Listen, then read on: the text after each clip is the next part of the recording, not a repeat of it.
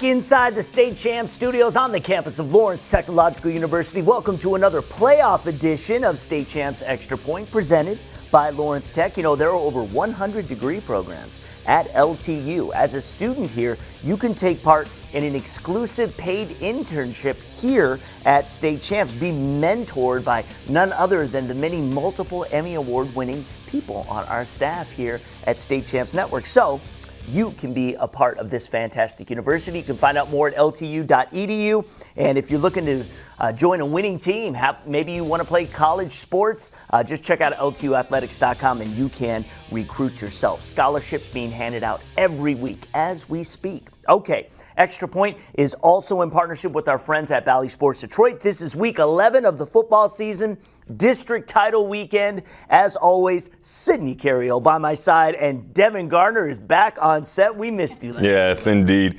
Football is great in the playoffs, and we've had good weather too. Yes. You know, remember really blistering cold we always talk about, but back in the day. But it has been good weather, and it's very important. And we're going to get another week of it. Yeah. So no excuses. We know I love that. Yes, So, yes, keep absolutely. that warm weather all the way through. We Yes. love that.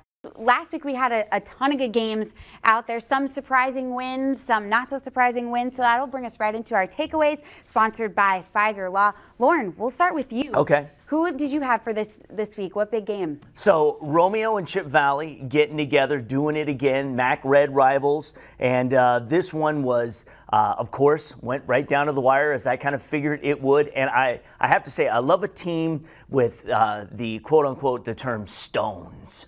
Right? I love a team with stones, right? Yeah, because Romeo has it. Seconds, I think it was 45 seconds or something left in the game. They're down a single point. They come back all the way because they were down multiple points. They go for two and they get it. And it's always difficult to beat a team twice in a season, let alone beating a top 20 team in the state twice. Romeo came into 2022 riding a 6-year losing streak against Chip Valley. So just, they exercised that demon, back on October 21st. So they get them again. They beat the Big Reds again. And this was the first ever playoff meeting between Chippewa Valley and Romeo, if you could believe that. It's a history show. Had to look that up. They also had, one of the most exciting plays of the entire weekend. There was a great hit that turned into a pick six going the other way, a 69-yard touchdown. Now they have to take on a 10-0 Macomb Dakota team who I chose as the team that I think is going to win the state title in Division I. So we'll see. The Cougars only beat Romeo 21-14 back in week 6. These two teams met in last year's district championship when Dakota won 35-20. Will history repeat itself? Well, it looks like Romeo seems to be defying history this season, so we'll see if it continues. Yeah, that's a tough district all around. And like you said, you had a hot take last week, picking Dakota all the way. It threw me off a little bit. That was exciting. Right. But Devin, we got to look at this Division I matchup. It was our game of the week.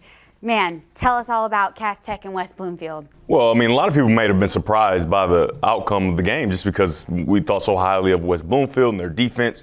But their quarterback play just wasn't good enough to beat a Cass Tech team. Cass Tech is loaded at this point. They have really hit their stride. And we talked about it at length. Like, they have really hit their stride, and they are the scariest team in Division I. I still stand by that. And West Bloomfield found out.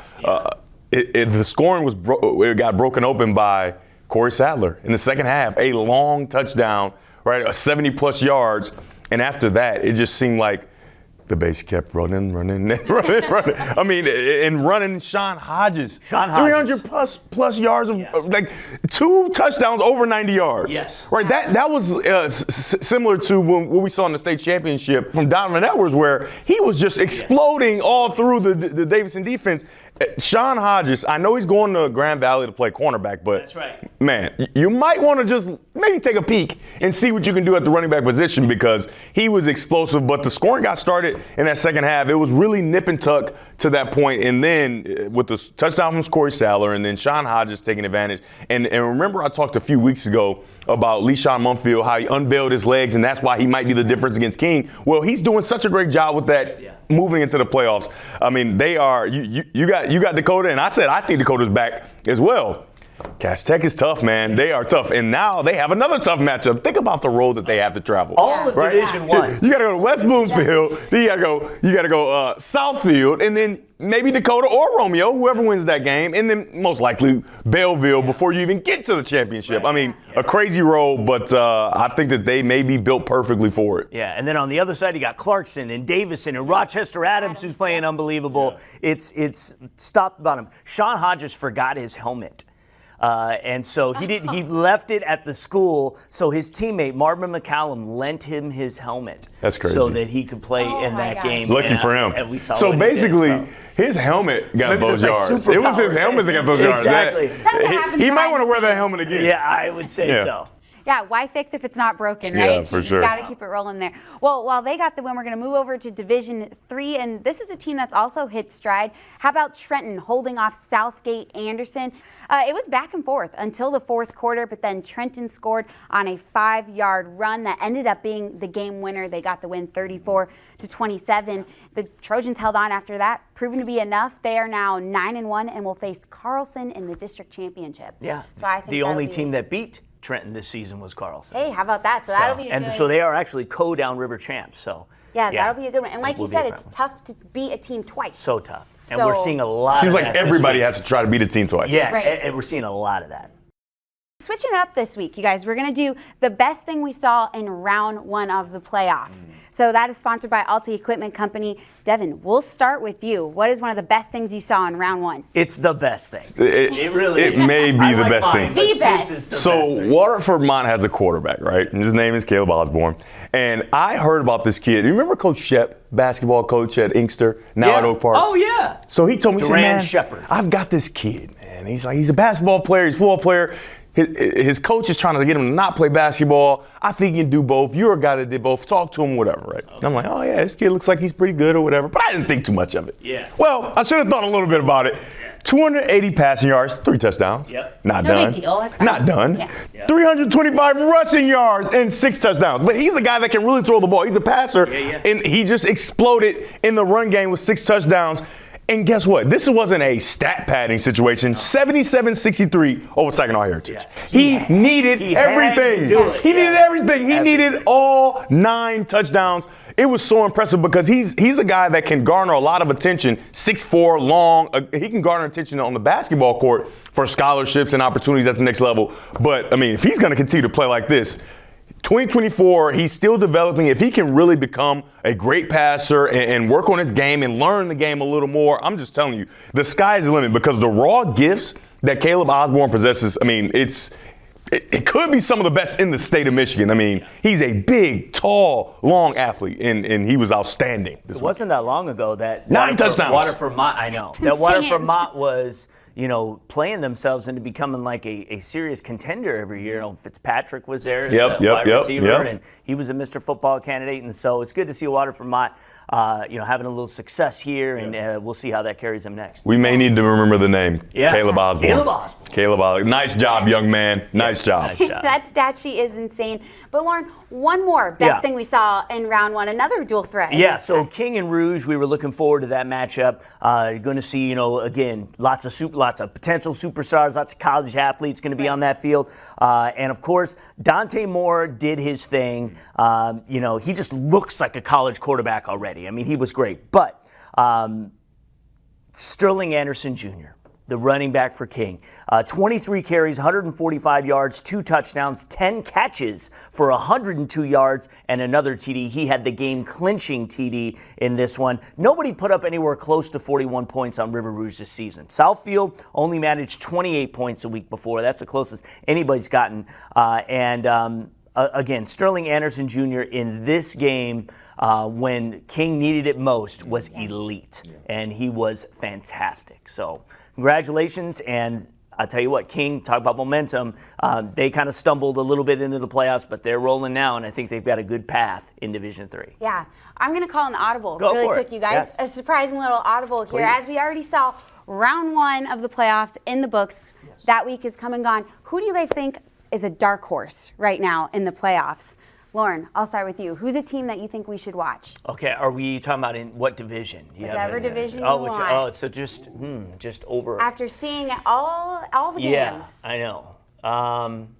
We should play the Jeopardy music. We really should. I think it's Romeo. I think it's Romeo. Yeah. Because Romeo is like, they're just flying in obscurity. Yes. It's like every single game they're in, they're the underdog. Nobody thinks they're going to win. And then they find a way, like you said, the Stones, to go for 2 and go win the game. So I really like Romeo. I'm not saying they're going to win it, but I would not be surprised if they move toward and find a way to sneak. Similar to Brighton all those years ago when they beat Belleville in the semifinals. I don't see why it couldn't be Romeo this year, even though we've talked about Dakota and how good they are, Belleville, how good they are, all these teams, Rochester Adams and Southfield and Cass Tech. Romeo has slowly but surely, remember they were in a dogfight with Sterling Heights Stevenson, right? And everybody's thinking, oh, they're not that good. They can't be that good. Sterling Heights Stevenson's terrible. Right. No, they've continued to get better and improve, and I think they're hitting their peak at the perfect time, similar to Cass Tech. Yeah, and similar to Davison. Wouldn't it be something if we had Davison and Romeo in a state final? Two teams that, right. like you guys said, just kind of flew under the radar. They did. But again, playing the best football at the best time. I think that matchup would be great because obviously they both would have gone through the gauntlet, so we would have seen some great football here over the next few weeks.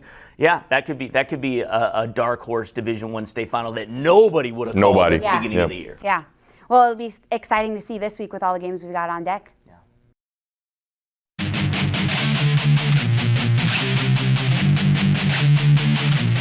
All right, everybody, time to get into some Mr. Football Talk presented by Hungry Howie's. Sean Belizean here, of course, as he is every weekend. Boy, I'll tell you what, Sean, this is, every week we're saying, it's heating up, but it's really heating up because now we are starting to see teams that are falling off the table, meaning they're losing in the playoffs. Did we expect West Bloomfield to lose, especially the way they did? I mean, we had Anvil candidates and we had Mr. Football candidates in this particular game. But the bottom line is West Bloomfield is no more. Samaj Morgan is going to have to, if he is going to get into the Final Four. And let me say, if Samaj had continued on the path he was, regardless of the stats, his value to the team, his performance and what he would do on both sides of the ball really would have given him an excellent chance to possibly have gotten into the Final Four outside of the vote. However, it is what it is. These are the most pivotal games. The district championships and the regionals have more to do with pushing a Mr. Football or Anvil candidate forward than any time in the season.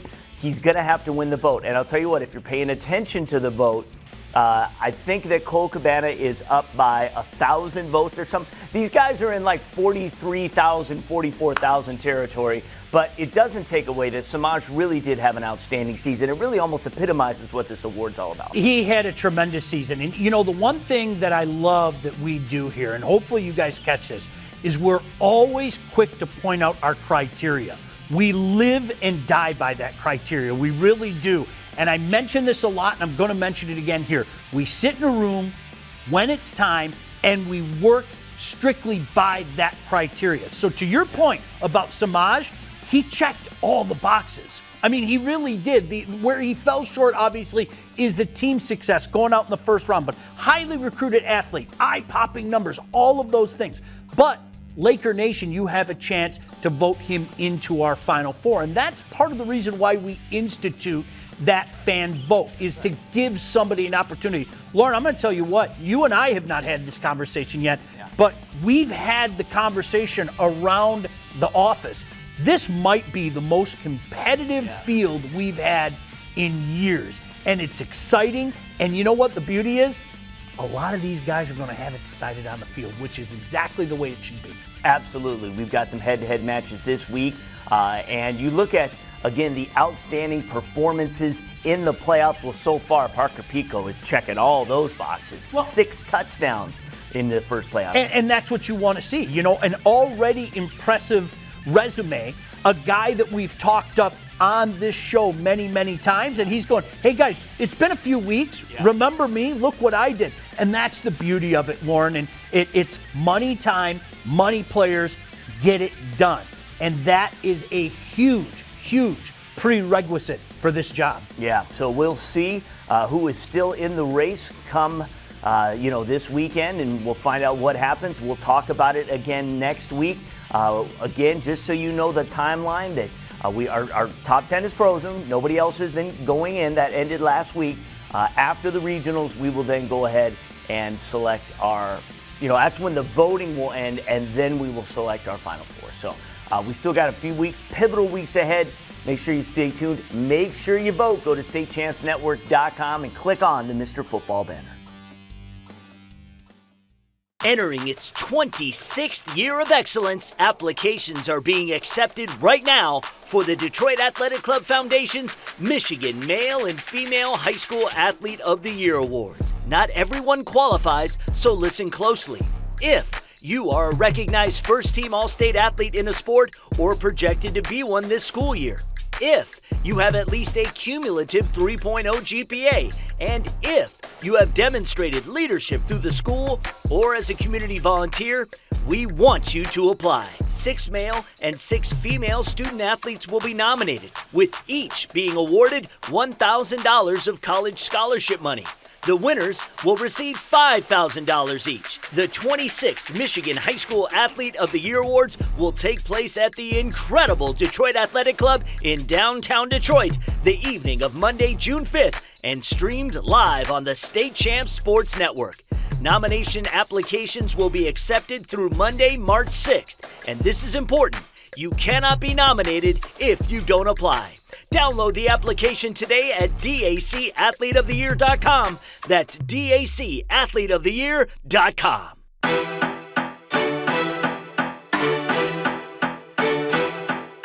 Hi, my name is Skylar, and I'm from Northville, Michigan, and my question is do all ACL injuries require surgery? So that's a great question. So no, not all ACL injuries need surgery, especially partial ACL injuries, which are considered sprains, don't require surgery if the ligament is structurally intact and therefore doesn't result in knee instability. Complete ACL tears also do not always require surgery, especially in older individuals or individuals with certain activity levels that don't require cutting, pivoting, and twisting movements, which are all movements for which an ACL is needed.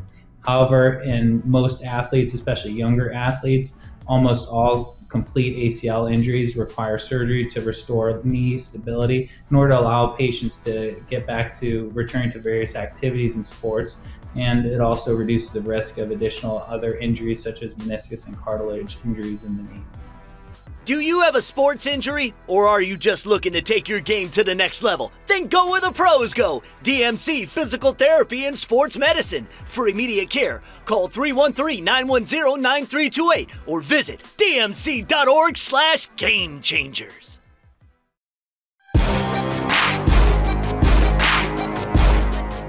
All right, we've done the Mr. Football thing. Now we want to get into the Anvil thing, and that is having the Anvil Award discussion, as we do every week here on Extra Point, presented again by our friends at Hungry Howie's. Make sure when you're hungry for a pizza, please call up Hungry Howie's, and we appreciate that. They are big supporters of State Champs, and they have been for years. Well, Tim Beckler, the coach, is here with us, and we are going to get into it. And I'll tell you what, we had kind of a heavyweight matchup. When you think about it, when you really, really think about it. Now, again, Anvil is looking for the top linebacker or lineman in the state. And we had arguably 3 of the best, in the state going at it in the first round. And boy, it was one-sided. It was. Jalen Thompson wins the Anvil head-to-head against Brandon David Swain and Amir Herring's West Bloomfield team. How much does that give Jalen an advantage moving forward? And how much does it hurt Swain and Herring's chances, Yeah, and if you think about it, just on that topic alone, Coach, it does help Jalen Thompson's a lot because Cass Tech were underdogs going in, that they're up against what we had a top 5 team in the state. When you look at team success, big game performance, that's where it's going to be because from a defensive side, they really shut down Samaj Morgan, Mr. Football candidate, and that West Bloomfield offense. Absolutely. And now we've lost Jeremiah Alston Jackson as unbeaten Redford Union falls to Livonia Clarenceville. I was kind of surprised by that. And then Jack Story and Brighton are gone as Grand Ledge just put the wood to those guys. I couldn't believe that score either. I tell you, it's why you love high school football, right? Yeah. It's like you can't look past anyone because it will come back to bite you. But I know that Brighton was facing a lot of injuries on their team, but Grand Ledge came to play and they took care of business. So Brighton is done, and we have some guys that are out, and we've also got some matchups this week. Yes, we could lose both Kavanaugh Ditton and Cole Dellinger as they have a tough battle with a surging Davison team who they lost to in week 1. Yeah. Now the good thing is, and we're going to talk a little more about that. Go ahead. Week 1 was a long time ago. It was. So that could be an advantage for Clarkston. So if Clarkston wins, that's going to be big for both of those guys. The vote is going crazy. Kavanaugh Ditton is leading it by a couple thousand. Dylan Senda still in the mix. Dearborn of Untitled and Clarkston still alive for now. Get out there and vote for your guys because, again, if they fall out of the playoffs, the only way most likely at this point they'll get into the Final Four is if you vote them in. So do it now at statechampsnetwork.com. Click on the Anvil banner on the homepage. As always, we have a slate of really good games coming up this week in the second week of playoffs, so it's only going to get better from here, the competition. So these are the list of games that State Champs will be at this Friday and will air on Overtime powered by State Champs, and this list is sponsored by Menards. So in Division 1, we got Romeo at Dakota, Division 2, Bedford at Franklin. And just real quick, Bedford defense allowing just 34 total points over the past 4 games, including a shutout over Saline. Don't sleep on Bedford. Here we go. And Division 3, Trenton at Carlson. Division 3, another Division 3, Brother Rice at Walled Lake Western. That's a rematch of the 2004 first-round playoff game and the 2012 regionals. Western has never beaten Rice. Oh boy, so that's going to be a good one there. Keep your eyes on that one. Division 4, we got Tecumseh at Riverview, and then Division 6, Warren, Michigan Collegiate at Bishop Foley. And just 2 quick notes. Since 2020, Riverview is 26-2. That's how good that program has been. I mean, that's decent. I mean, it's not like the best thing I've ever seen. And just real quick, that Warren, Michigan Collegiate Bishop Foley, don't sleep on that one. This is D6, great matchup. Angelo Costanza, the QB at Foley, is an X factor. 6 TD passes over his last 2 games. Bishop Foley hasn't been 10-0 ever in their history. And Warren Michigan Collegiate, arguably the best charter high school football program in state history, and they were state finalists last year. So. Yeah. Humble brag here. I'll be at that game, so hopefully it's a good one. Sweet. I think it will be. Just a little tag in there. I think it will be. But that'll lead us right into our game of the week. This is going to be a good one, sponsored by Southeast Michigan Ford Dealers. Lauren, who is our game of the week? All right, so this week we are going to see Detroit Catholic Central and Northville go at it. So in a game that it was the first time that Dearborn and Detroit Catholic Central had ever played last week. They'd never played in their history. No one would have thought it would have came down to the final play, but it did. Pioneer scored 21 points in the first half. CC held them scoreless the remainder of the game. Defense wins championships. I think that's a mantra we should be shooting, especially from this point forward. High marks for CC finding a way to win. And we talked about the difficulty of beating a team twice in a season, especially a rival. Northville did that, beating Novi last week. This is the first time the Mustangs have won 8 games in a season since that magical season back in 2015 where they went 10-0 into the district finals. Hard to tell really how this will play out. CC cannot give up 21 first half points in Northville and expect to win. No. Even if they put up numbers, it's either team's defense that will win the game. If CC continues their momentum like they have right now from the second half, because they scored a lot of points, I give them the edge. It won't get any easier though, because the winner will most likely get Belleville in the regionals. Right. However, if somehow Saline, CJ Carr, and then they go nuts and they pull off the shocker and beat Belleville, otherwise that's who they will take on next. Yeah, I think defense is super important in that game, but I think the quarterback play on both sides, whichever quarterback plays the best, I think that's going to be the team that wins the game, because they're going to be able to pick up first downs, things that are going to be probably limited because of the defenses. Yeah. Devin, is there one game that you're looking forward to besides what we mentioned? I mean, Cass Southfield Part 2. I mean, who doesn't want to see it? What was it, 50? It was 100-plus points in the first meeting, so you got to see that one, I would think, right? Yeah. Davison, Clarkston, rematch from week 1. Man, that's good. Yeah. Rematch from week 1, and we've seen how much those teams have changed over the course of the whole season. So that's going to be a good matchup. We're going to have all of those on our Overtime show, powered by State Champs. And, of course, you'll catch the game of the week on Valley Sports Detroit Extra. Kickoff is at 7:30. It's going to be a good one, that's for sure. Absolutely. Make sure you tune in afterwards. Yeah, we'll have a lot to cover. We'll be going over everything that took place in district finals. We can be able to get a lot more games on it. Again, it's trophy time. So Yeah, this trophy is, season. So yeah, this is from here on out. We're talking trophies, and it's going to be really wild. And we've got a lot of Mr. Football and Anvil candidates on the chopping block this week, just in terms of if their team's going to survive and advance. So once again, guys, have a great football weekend. The weather's going to be awesome for another week. Enjoy it, and we'll talk to you next week right here on Extra Point. State Champs Extra Point is powered by Lawrence Technological University. Visit L2athletics.com and recruit yourself. Extra Point is also brought to you by the Michigan High School Athletic Association, promoting the value and values of educational athletics. The Michigan Army National Guard, a proud partner of the MHSAA. The Detroit Medical Center Physical Therapy and Sports Medicine Pros. Visit dmc.org/gamechangers. Nominations are being accepted now for the Detroit Athletic Club Foundation's Michigan High School Athlete of the Year Awards. 6 females and 6 males will win a $1,000 college scholarship and be invited to the DAC in downtown Detroit on June 5th, 2023 to find out who will be this year's Athlete of the Year. Seniors only, and you can't be nominated if you don't apply. Find out more and download the application at dacathleteoftheyear.com. Alti Equipment Company, Michigan's #1 construction equipment provider with over 40 brands. Get the right equipment for your project every time. Hungry Howie's Pizza, famous for flavor. Feiger Law, nobody knows the law like we do. Menards, save big money on all your home improvement needs. And by the Southeast Michigan Ford dealers, think Ford first.